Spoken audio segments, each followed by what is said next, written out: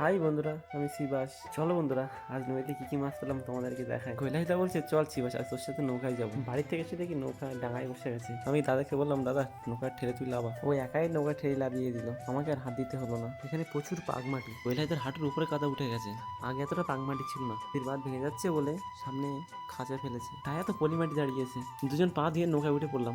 কৈলাসদা বলছে তুই তো সবসময় হাল বইস। আচ্ছা, আমি হাল বইয়ে জালের পিঠে যাবো, তুই চুপচাপ করে বস। কৈলাসদা হাল বসছে আর আমি নৌকার মাথায় গিয়ে বসে পড়লাম। নির্মলদার জাল ঝাড়া দিয়ে মাছ বাঁধে, এটা আমার জাল। আমরা এখানে 5টা নৌকা মিলে একসঙ্গে জাল ধরি, সবাই সবার সুবিধা অসুবিধায় আমরা একসঙ্গে ঝাঁপিয়ে পড়ি। ধরো আজ আমি বিপদে পড়লাম, ওরা আসলাম, ওরা বিপদে পড়লে আমি যাই। এইভাবে আমরা মিলেমিশে একসঙ্গে জাল ধরি। ভোলা কাকা একটা জাল থেকে আর একটা জালে যাচ্ছে, নির্মলদা, ভোলাকা আর শুকুদা, এদের দুটো দুটো জাল, আমার আর মনুষ্কার একটা করে জাল। জালের পিঠে চলে আসলাম, জালের দড়িটা ধরে জালটাকে ঝাড়া দিলাম। টোনাটা কাছে আসতে দেখলাম টোনার ভিতরে কি একটা লাফালাফি করছে, মনে হয় ছাটে পড়েছে।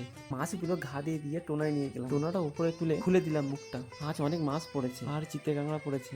আমি বলছিলাম না বন্ধুরা, ভেতরে কি একটা লাফালাফি করছে, দেখো কতটা ছাটি আর বাগদা পড়েছে। এই ছাটিগুলোর নাম হলো নাদবউ, এদের পেটে প্রচুর ডিম। ঘেরিতে পুকুরিতে যে ছাড়ি পিন ছাড়ে না, এর থেকেই আসে, এরাই সেই ছাড়ি পিনটা ছাড়ে। এটা সবচেয়ে বড় বাগদা। জালের ভেতর ঢুকিয়ে জলে জাবিয়ে দিলাম। আর কি কি মাছ পড়েছে দেখো, তেড়ে মাছ, পার্শে মাছ, খরকুল্লো মাছ আর কালো গুলে।